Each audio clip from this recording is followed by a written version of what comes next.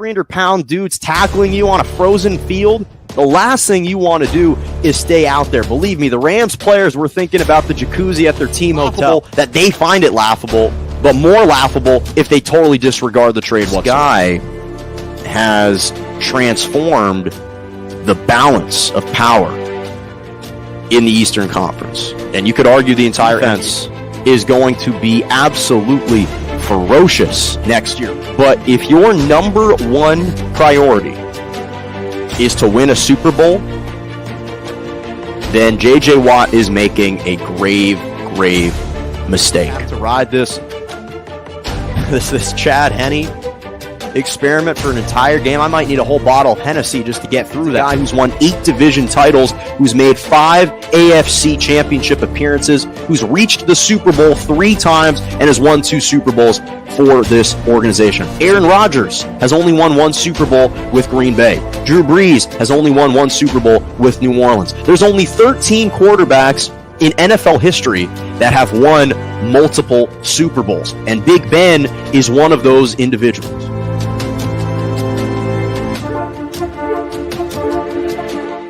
Good morning and welcome to Morning Joe right here on J&J Media Network, Facebook Live, Twitter, and on YouTube. I'm Jonah Malkin with you every single Monday and Wednesday morning, 11 a.m. to 12 p.m. Eastern Standard Time, 10 to 11 Central, and 8 to 9 a.m. Pacific. Glad to have you with me on a Monday morning. A lot to discuss on this Monday morning. A lot of major headlines. Richard Jefferson, did he ruffle some feathers? We're going to touch on his comments about LeBron James in just a moment, but I have to start with the biggest news by far in major sports. It came in Major League Baseball. The San Diego Padres' young superstar Fernando Tatis Jr. has just been suspended 80 games for violating the MLB's performance enhancement drugs policy. He was caught testing positive for a steroid over the weekend.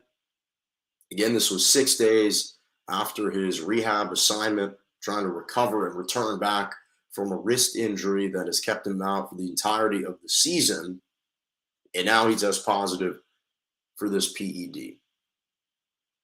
And this is absolutely breaking news over the weekend. I don't think anyone really expected to all of a sudden get this notification about Tatis Jr., and especially given all the noise, all the coverage that's been heaped onto the San Diego Padres over the last several weeks for their acquisition of Juan Soto and Josh Bell and Josh Hader and all these different players.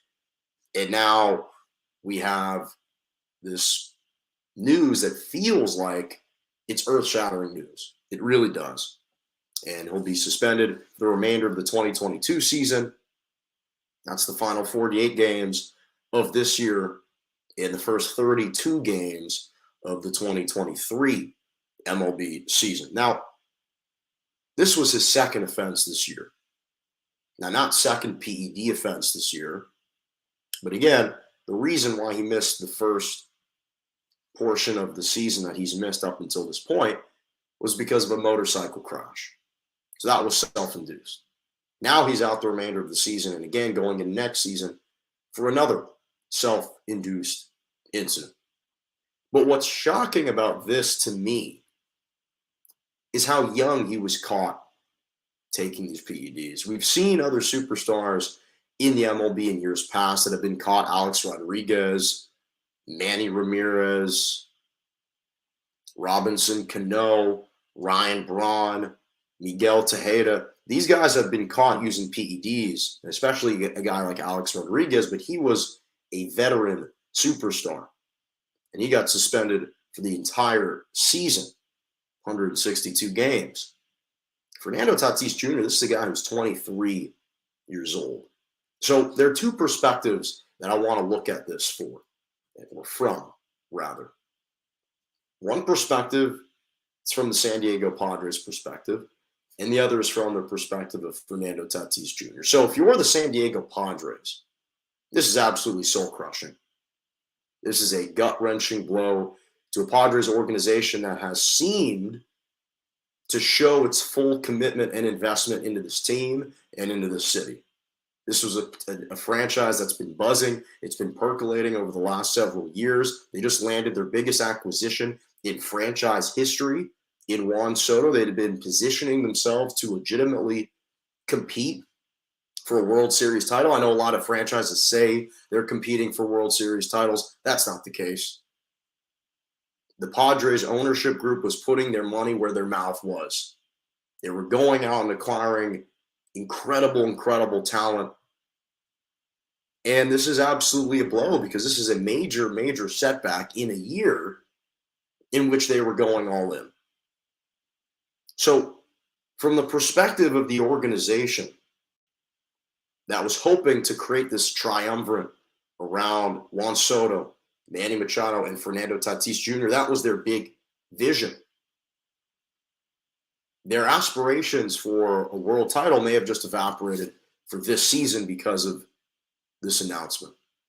They're still a very good team. They can still compete. But what really was starting to catapult them into that upper tier and echelon would have been the return of Fernando Tatis Jr. So that's the perspective of the Padres. And what exacerbates this issue to me is the fact that you have a lot of his former teammates or current teammates, people within the organization that have been weighing in on the situation, and they haven't been trying to sugarcoat any of their emotions. They've been revealing the unvarnished truth about their levels of disappointment with their own teammate or with their own star player. You had AJ Preller, the GM, questioning Fernando Tatis Jr.'s maturity, claiming that this is starting to become a pattern of behavior, and how they would have hoped that as an organization that they could retain the trust between them and Fernando Tatis Jr. And over the last 6 to 7 months, the trust hasn't been there. Again, referencing the motorcycle crash incident at the start of the year, before the year started. You have other teammates, Joe Musgrove, Mike Clevenger, starting pitchers for the Padres that have put him on public blast. Mike Clevenger basically just said, this is the second time we've been disappointed with him.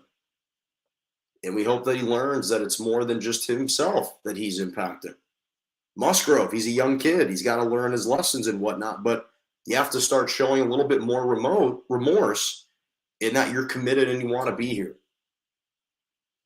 These are what his teammates are saying. Now, Machado and Juan Soto said the right things. They didn't disparage him. They didn't speak negatively. They didn't scold him. I'm sure internally they're probably frustrated, but publicly they haven't made those emotions clear. But these are what your teammates are saying about, and your organization is saying about you. And I just think that it starts to compound over time, and it really starts to eat away at your psyche. And I do think that if you are Fernando Tatis Jr., when you essentially hear your teammates calling you selfish, egotistical, a little parochial in your priorities, and making everything about yourself, it definitely can leave a lasting impression. He says that he's remorseful. He says that he's devastated, that he's crushed, that he's extremely disappointed, and that he holds himself accountable and he takes responsibility. He claimed that he had inadvertently taken the medication to treat ringworm and that there happened to be the banned substance in that medication. That's what he said in an issue statement by the MLBPA. But at the end of the day, now when we shift to Fernando Tatis Jr., from his perspective, this is a guy who's 23 years old. He just signed a couple seasons ago a 14-year, $340 million contract. He was emerging as one of the faces of the franchise. And he's been in the majors long enough to be able to hold himself accountable, to act a little bit more maturely. And I'd even made the claim that Fernando Tatis Jr., though he might not necessarily be the most talented player on the team, now that Juan Soto is a part of the fold, I do think that he was the true igniter of the team. I think that he sets the table. And when I saw this notification, when I saw this announcement, unfortunately, what it reiterated to me was this is a repeated failure to adhere to the expectations and to live up to the expectations of being a professional baseball player in the MLB. Now, again, he's not perfect. He's human. Humans make mistakes. And I understand that. And clearly so do his teammates. But if you're Fernando Tatis Jr., you have to be saying to yourself, okay, are you remorseful and apologetic because you felt the need to turn to PEDs to elevate your level of play, or are you devastated and crushed by the fact that you got caught? And that's the true question. Because anytime PEDs are involved, that's the natural follow-up, is why did you feel the need to take these PEDs? Why did you feel the need to take these steroids when you were clearly already an extremely talented player? And I think that it also opens up the potential for critics and skeptics. It adds a little more fodder for them starting to question perhaps the validity of his productivity. Now, while that's one ramification or potential ramification, I don't personally believe that to be the case. I'm still actually a big fan of Fernando Tatis Jr. He's one of the biggest draws in baseball. I love that he shares a lot of the characteristics and the traits of the guy who they just traded for in Juan Soto. Fernando Tatis Jr., he's a fiery guy. He's got a bit of showmanship to him, a little bravado, a little swagger, and I like that. And he makes the San Diego Padres a really interesting and compelling team to watch and to root for. But as it relates to this incident and as it relates to this year, this is a major blow, not only to the Padres, but also to Major League Baseball, because he's been one of their biggest attractions. And now we're going to be deprived of his presence and of his talent for the entirety of the season and into the beginning of next season. And by that point, who knows? And especially given the fact that this organization is traded for Juan Soto and has a limited time frame in which to capitalize, they've got a guaranteed 2.5 years with Juan Soto. Then he can walk. So just obviously needs to hold himself more accountable. But this was shell-shocking news, to say the least. Shell-shocking news, to say the least.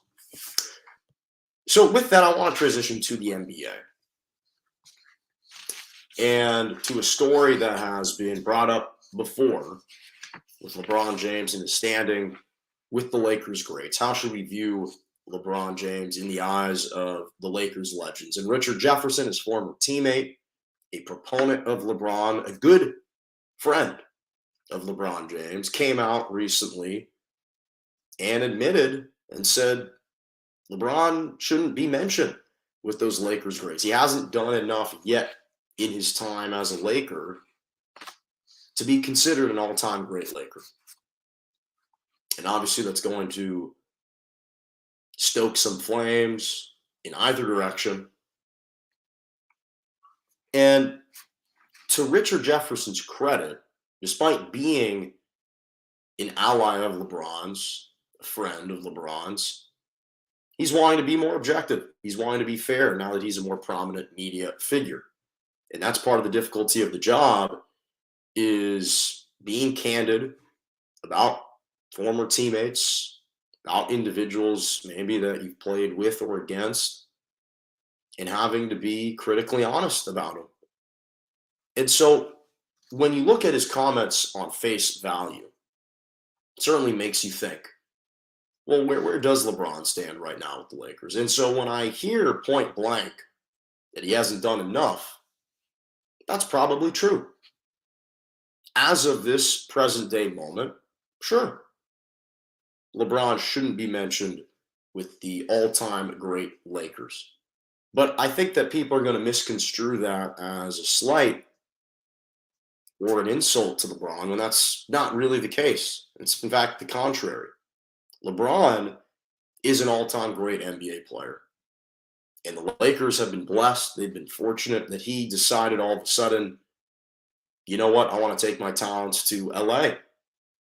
The city is blessed that he decided to pick this organization, pick this franchise, and bring them out of the ashes when they were an incompetent, when they were a bottom feeder franchise for several years, accumulating high draft picks, but not really attaining any success. And he decided to come to that destination. And for that, Laker fans should be grateful.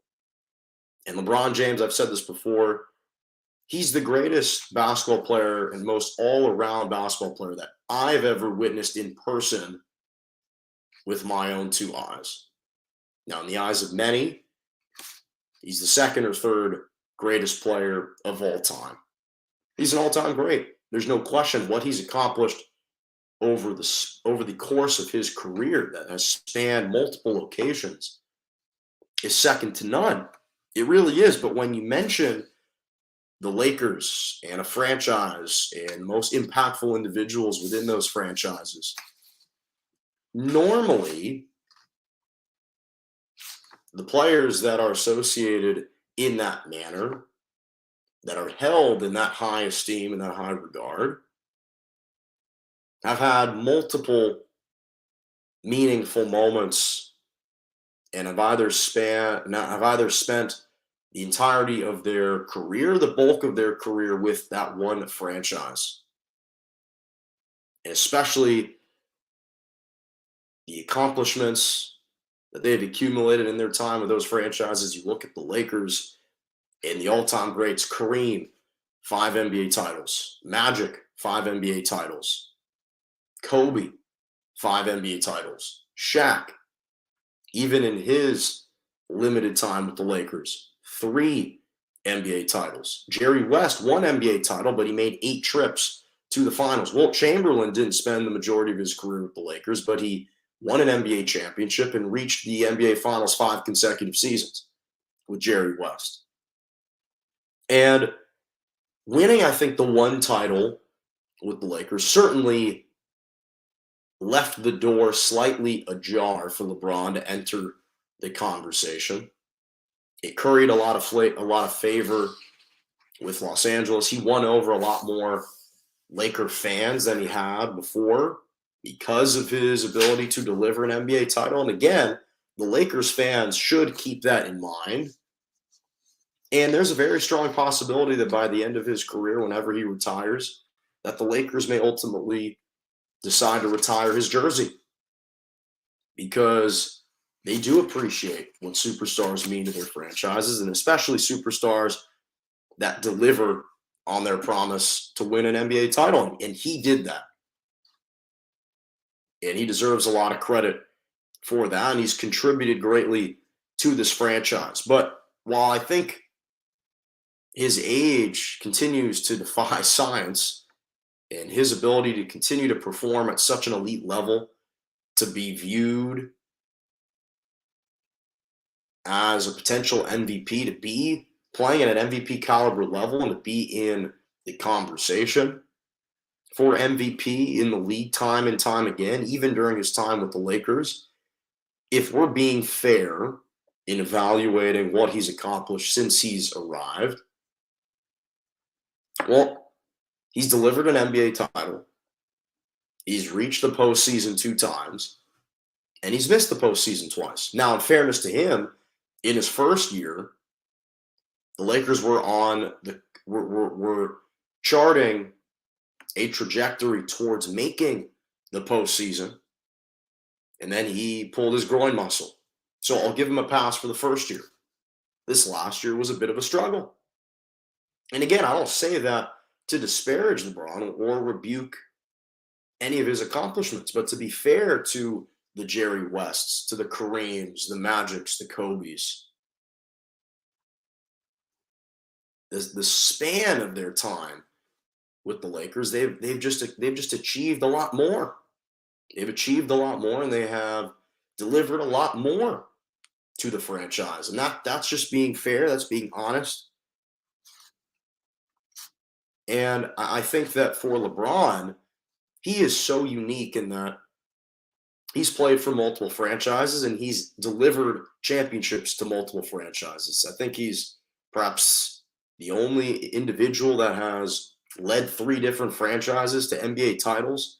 It's amazing what he's accomplished with the Cavaliers, winning a title with Cleveland, for Cleveland, 2 with the Miami Heat, 4 trips to the NBA Finals, a title with the Lakers in the 4 seasons that he's been here.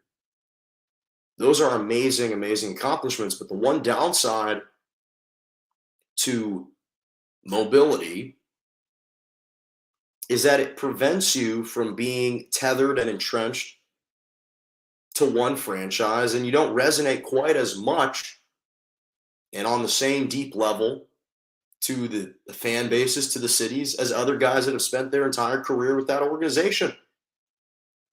Obviously, he's cemented himself as the greatest Cleveland Cavalier of all time. He is certainly one of the best Miami Heat players of all time. But if you were to ask Miami Heat fans who they have beloved and adored more, they'd probably go with Dwayne Wade. He's beloved and adored more in Miami than LeBron is. And obviously, with the Lakers, the city adores Kobe, Magic, those guys a little bit more because they've spent their whole career with that one franchise. So his career isn't over. LeBron James's slab of stone has not hardened. This isn't etched in stone. We can still deliberate, and we're still going to adjudicate judgment. So there's still time for him to change this narrative and this belief and perception of where he stands among the Laker greats. But if we're saying this present day, no, I agree with Richard Jefferson. He shouldn't be mentioned with those aforementioned icons, with those aforementioned Laker legends. Not yet. But if he delivers another title or leads another Lakers team to the finals, but likely wins a title, well, now we can renegotiate and reopen this conversation. But I agree with Richard Jefferson. At this very moment in time, probably not. Probably not. All right, my final topic, ending a little bit earlier today, Malkin's moments. I have some great Malkin's moments for you. Always my favorite topic of the day. So in golf, Will Zalatoris finally notched his first career PGA Tour victory. The world number 14 claimed not only his first career tour victory, won the FedEx St. Jude Cup. It was a playoff win. He moved to number 1 in the FedEx Cup standings. But here's what's special about this. Obviously, he's gotten the golf world excited for him, but he even drew the attention of Adam Sandler and Happy Gilmore. So Adam Sandler actually praised Will on Twitter over the weekend on social media. Basically, the headline read, Happy Gilmore congratulates his caddy's doppelganger, because Will Zalatoris looks kind of like the doppelganger who plays the caddy for Happy Gilmore and Adam Sandler. He said, congrats, Will. I'm happy for you. Happy's happy for you. Enjoy it all. So that's a nice message from Adam Sandler. But more importantly, congrats to Will Zalatoris. He's had to bounce back. He's come close in a lot of major tournaments. Wasn't able to quite break through up until now. And he finally did. He let out some major emotions, even quoted Steph Curry, gave him some props for the inspiration and the motivation behind what are you going to say now. So congrats to him. Shifting to the Phoenix Mercury. The Mercury earned their 10th consecutive playoff trip. It's one of the incredible marks given what this team has had to battle through and have had to traverse. Just all the turmoil, all the turbulence of this franchise this past year, dealing with Brittany Griner and being wrongfully detained in Russia, having to witness hearing her 9-year sentence. Could be a stronghold play by Russia for a prisoner swap. That's what is circulating this franchise. You had Tina Charles, who left at the start of the year, had to part ways with the Mercury. She was a fantastic player. You have all these distractions. No Diana Taurasi the last several weeks of the regular season, and yet they still have managed to reach the postseason. And this is an organization founded in 1997. They were one of the original WNBA franchises. They've obviously won the WNBA title 3 times, but this is their 17th postseason appearance in 10th straight. That's an amazing, amazing accomplishment for any organization, franchise, but especially under the conditions that this team has been through this past year. It's even more, in a way, miraculous. Finally, Albert Pujols, the St. Louis Cardinals, the 42-year-old hit 2 home runs yesterday in the Cardinals' 6-3 victory over the Milwaukee Brewers. He now has hit 689 home runs for his career. He is in the 5th spot. He ranks 5th in the MLB for the most home runs ever hit. Barry Bonds has the most, 762. Hank Aaron, second most with 755. Babe Ruth with 714, and Alex Rodriguez with 696. And then Albert Pujols at 689 career home runs. It was his 63rd career multi-homer game, which actually ties him with Willie Mays for 5th most all time. And again, this year, he's already hit 10 home runs, 30 RBIs in what he has called his final farewell season. And he's got the Cardinals position to make the postseason as of right now. They're battling with the Brewers. They're battling with the Padres for those final couple spots in the wild card potentially, but major, major career moment for him. He's reached now 10 home runs in a season for the 21st time in his career. Has been a model of consistency. And I love watching this from afar. Every time I get the notification he's hit another bomb, I get excited. I get chills because he's closing in on 700. And what a way it would be to epically conclude and culminate your career if he can get to 700. But I think even if he could just pass Alex Rodriguez, that would be a major, major accomplishment. And finally, I'm giving a bonus Malkin's moment to the hypnosis who hypnotized Klay Thompson. I don't know if anyone saw this video on social media of Klay Thompson being hypnotized by a professional hypnotist. And it was unbelievable. He got Klay Thompson to just raise and drop his hands, and he was pretending to be a puppet master behind him, pulling the strings when he didn't touch him at all. He asked Klay Thompson, "Did you hear or feel anything?" Klay Thompson said, "Yep, I felt someone pull my arms." He said, "Nope, no one actually touched you." Klay Thompson was kind of in denial about it, and it was an epic, epic video. I would highly recommend all of you go see that. But thank you so much for joining me. That's all the time that I got for you today. Every single Monday and Wednesday morning, Morning Joe, right here on YouTube, Twitter, and Facebook Live, 11 a.m. to 12 p.m. Eastern Standard Time, 10 to 11 Central, and 8 to 9 a.m. Pacific. Make sure to subscribe to my YouTube page, Morning Joe, J-O, with Jonah Malkin. Follow me on Twitter at Jonah_Malkin or at morning_Joe_.